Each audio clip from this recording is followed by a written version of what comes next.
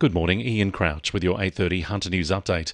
There's concern the Hunter's water supplies could potentially run dry in 3 years if the current drought conditions get worse. The government's developed a resilience plan to prevent this from happening, including fast-tracking the Belmont desalination plant. Currently, the region's dams are at 82.9%. The government will impose water restrictions when storage levels drop to 60%.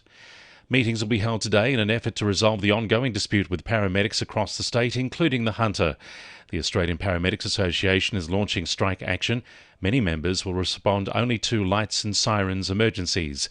Clinton Maynard reports. Despite an industrial campaign intensifying, paramedics are responding to all emergencies today. The professional registration of 1,500 ambulance officers expires and the Health Services Union members are refusing to renew until they receive a bigger pay offer. However, the government says there is a 4-week grace period so they can still work. The Health Minister and the Industrial Relations Minister will meet today with the union in an effort to try and resolve the dispute. Meanwhile, the IRC has ordered a smaller union, the Australian Paramedics Association, not to step up industrial action today. However, the union says they were never going to place patients at any risk. New Line Road at Seaham has reopened overnight after a horror crash which left 2 men in hospital. 2 utilities collided just before 4 yesterday afternoon.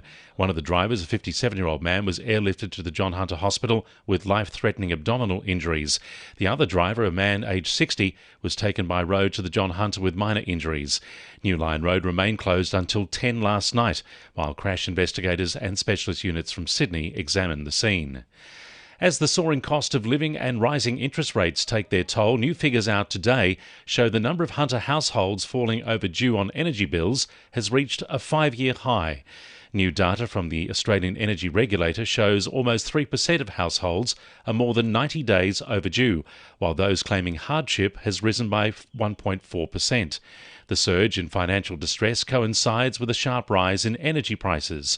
The AER says electricity costs have gone up 28% in the past year to June, and gas charges have gone up 14% for the same period. Budding entrepreneurs out of the University of Newcastle are taking the next step in cementing their new businesses. 9 teams taking part in the university's I2N Accelerator program have launched new startups addressing a range of issues including disability inclusion and heart health.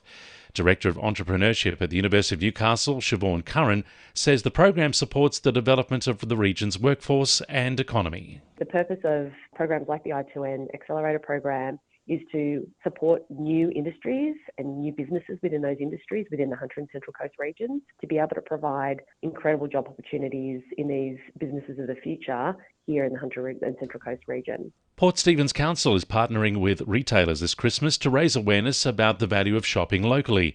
Council says shopping local has a huge impact on local businesses and community.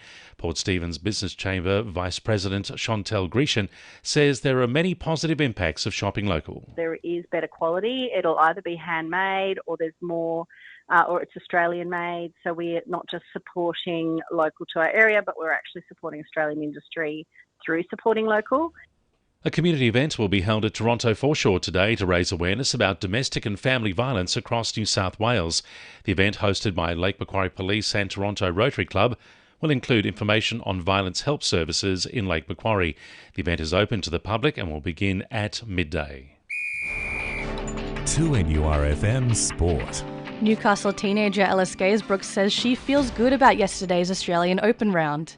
The 17-year-old finished the round tied 6th at 3 under after recovering from 2 bogeys straight up. She will tee off this afternoon for the second round.